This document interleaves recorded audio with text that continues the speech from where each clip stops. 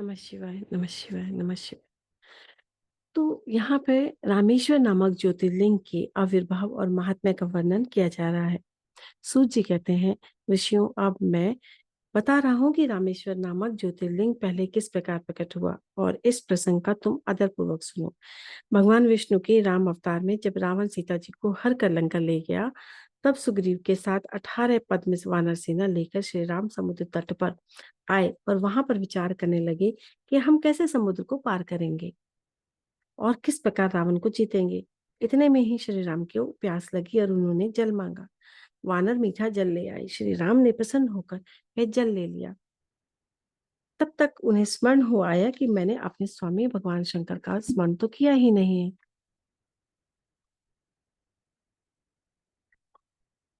और फिर वह जल कैसे ग्रहण कर सकता हूँ। ऐसा कहकर उन्होंने उस जल को नहीं पिया। जल रख देने के पश्चात रघुनंदन ने पार्थी पूजन किया। आह्वान आदि 16 उपचारों से प्रस्तुत करके विधि पूर्वक बड़े प्रेम से शंकर जी का अर्चना की। प्रणाम तथा दिव्य स्त्रोतों द्वारा यत्न पूर्वक शंकर जी को संतुष्ट करके श्री राम ने भक्ति भाव से उनसे प्रार्थना की। श्री राम बोले, उत्तम व्रत का पालन करने वाले मेरे स्वामी देव महेश्वर, आपको मेरी सहायता करनी चाहिए। आपके सहयोग से के बिना मेरे कार्य सिद्धि अत्यंत कठिन है। रावण भी आपका ही भक्त है। वह सबके लिए सर्वथा दुर्जय है, परंतु आपके लिए ये वरदान से यह सदा दर्प से भरा रहता है कि त्रिभुवन विजयी महावीर है। इधर मैं भी आपका दास हूँ, सर्वथा आपके अधीन रहने वाला। सदाशिव वह विचार कर आपको मेरे प्रति पक्षपात करना चाहिए। सूत जी कहते हैं, इस प्रकार प्रार्थना और बारंबार नमस्कार करके उन्होंने उच्च स्वर से जय जय शंकर जय शिव इत्यादि का उद्घोष करते हुए शिव का स्तवन किया और फिर उनके मंत्र के जप और ध्यान में तत्पर हो गए। तत्पश्चात पुनः पूजन करके वे स्वामी के आगे नाचने लगे और उस समय उनका हृदय प्रेम से द्रवित हो रहा था। फिर उन्होंने शिव के संतोष के लिए गाल बजाकर अव्यक्त शब्द किया। उस समय भगवान शंकर उन पर बहुत प्रसन्न हुए। वे ज्योतिर्मय महेश्वर वामांगन भूता पार्वती तथा पार्षदों के साथ शास्त्रोक्त निर्मल रूप धारण करके तत्काल वहां प्रकट हुए। श्री राम की भक्ति से संतुष्ट चित्त श्री महेश्वर ने उनसे कहा, श्री राम तुम्हारा कल्याण हो, वर मांगो। उस समय उनका रूप देखकर वहां उपस्थित हुए सब लोग पवित्र हो गए और शिव धर्म परायण श्री राम जी ने उनका पूजन किया। फिर भांति भांति की स्तुति एवं प्रणाम करके उन्होंने भगवान शिव से लंका में रावण के साथ होने वाले युद्ध में अपने लिए विजय की प्रार्थना की। तब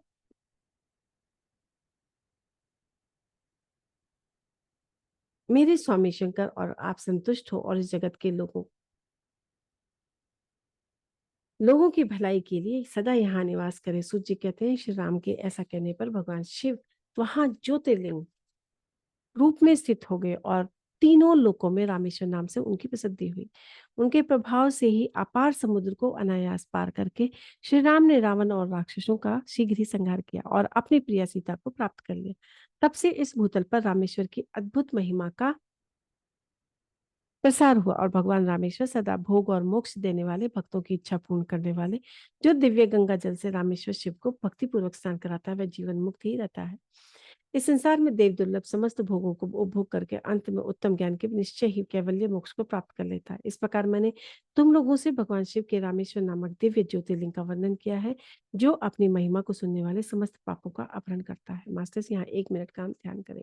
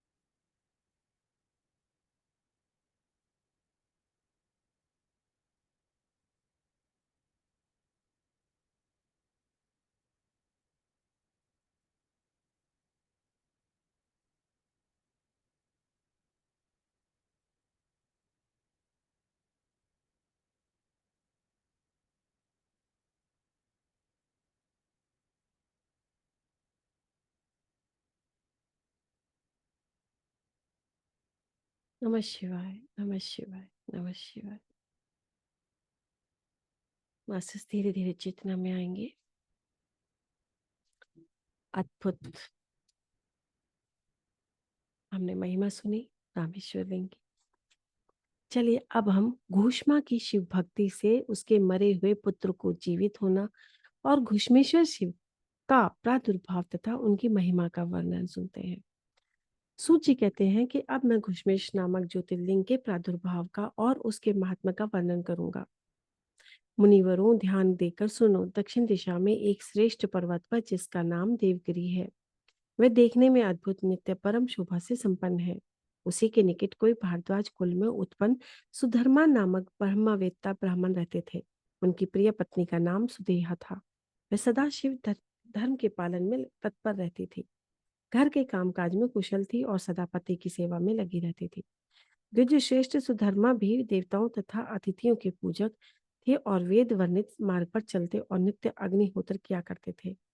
तीनों काल की संध्या करने के से उनकी कांति सूर्य के समान उदीप्त थी। वेद शास्त्र में के मर्मज्ञ थे और शिष्यों को पढ़ाया करते थे। धनवान होने के साथ ही बड़े दाता थे, सौजन्य तथा सद्गुणों के भजन करते थे। शिव संबंधी पूजन आदि कार्य में ही लगे रहते थे। स्वयं तो शिव भक्त थे ही, शिव भक्तों से भी बड़ा प्रेम करते थे। शिव भक्तों को भी वे बहुत प्रिय थे। सब कुछ होने पर भी उनके पुत्र नहीं था। इससे ब्राह्मणों को तो दुख नहीं होता था, परंतु उनकी पत्नी बहुत दुखी रहती थी। पड़ोसी और दूसरे लोग भी उसे ताना मारा करते थे। वह पति से बार बार पुत्र के लिए प्रार्थना करती थी। पति उसको ज्ञान उपदेश देकर समझाते, परंतु उसका मन नहीं मानता था। अंत तो गोतवा ब्राह्मण ने कुछ उपाय भी किया, परंतु वह सफल नहीं हुआ और तब ब्राह्मणी ने अत्यंत दुखी हो बहुत हट करके अपनी बहन घुष्मा से पति का दूसरा विवाह करा दिया। विवाह से पहले सुधर्मा ने उसको समझाया कि इस समय जो तुम बहन से प्यार कर रही हो, परंतु जब इसके पुत्र हो जाएगा इससे स्पर्धा करने लगोगी। इस उससे उसने वचन दिया और मैं बहन से कभी दाह नहीं करूंगी। विवाह हो जाने पर घूष्मा दासी की भांति बड़ी बहन की सेवा करने लगी। सुदेहा भी उसे बहुत प्यार करती रही। घूष्मा अपनी शिव भक्ता से बहन की आज्ञा से नित्य 101 पार्थिव शिवलिंग बनाकर विधि पूर्वक पूजा करने लगी। पूजा करके वह निकटवर्ती तालाब में उनका विसर्जन कर देती। शंकर जी की कृपा से उसके एक सुंदर सौभाग्यवान सद्गुण संपन्न पुत्र हुआ। कुष्मा का कुछ मान बढ़ा और इससे सुदेहा के मन में दाह पैदा हो गया। समय पर उस पुत्र का विवाह हुआ। पुत्र वधु घर में आ गई। अब तो और भी चलने लगी। उसकी बुद्धि भ्रष्ट हो गई और एक दिन उसने रात में सोते हुए पुत्र को छुरे से उसके शरीर के टुकड़े टुकड़े करके मार डाला और कटे हुए अंगों को उसी तालाब में ले जाकर डाल दिया जहां घूष्मा प्रतिदिन पार्थिव लिंगों का विसर्जन करती थी। पुत्र के अंगों को उस तालाब में फेंक कर वह लौट आई और घर में सुखपूर्वक सो गई।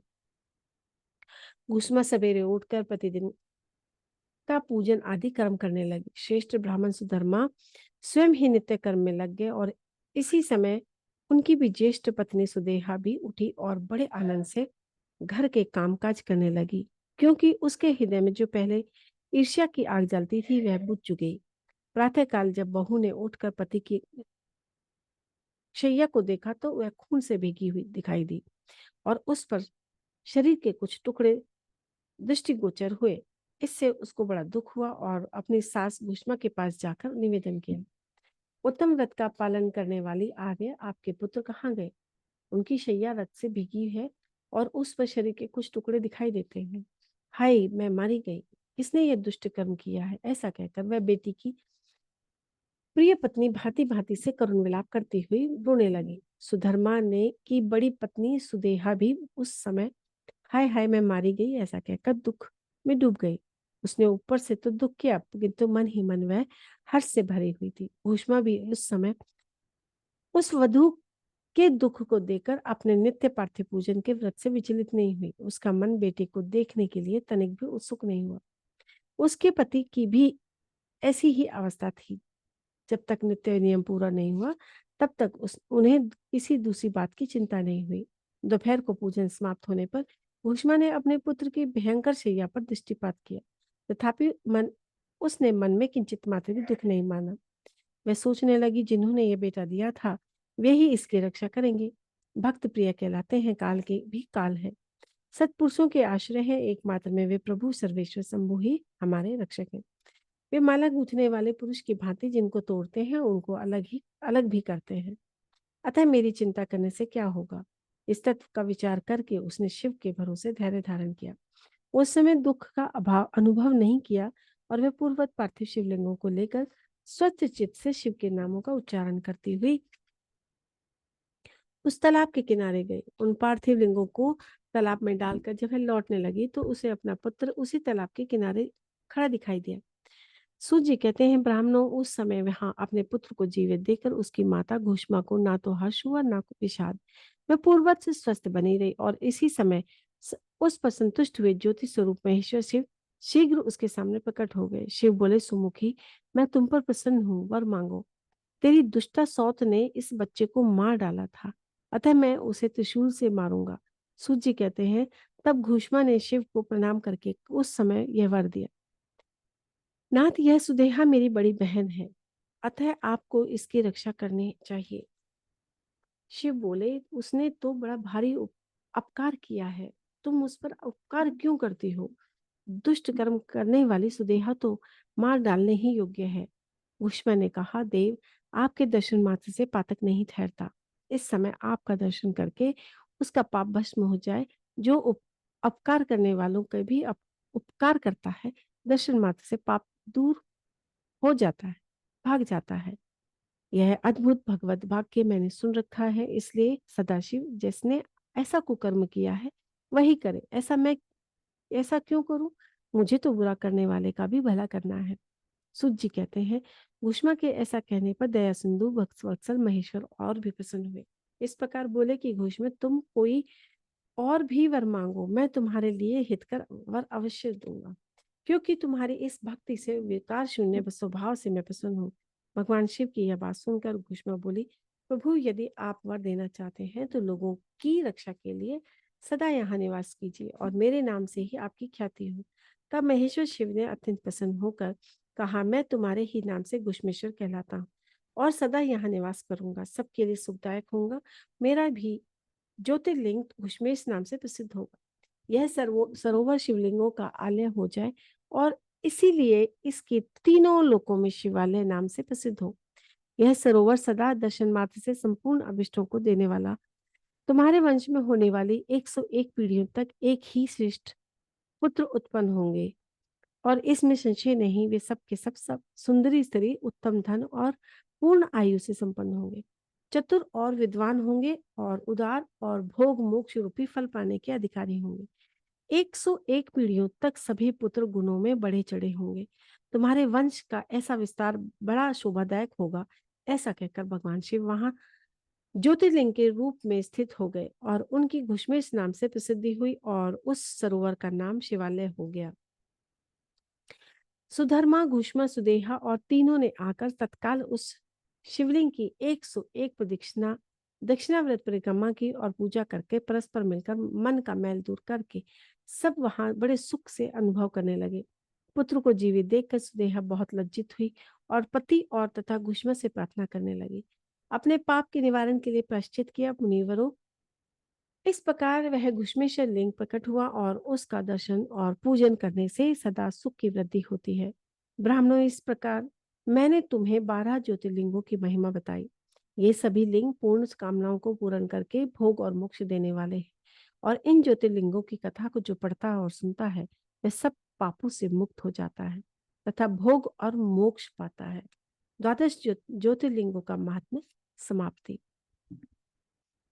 नमः शिवाय, नमः शिवाय, नमः शिवाय।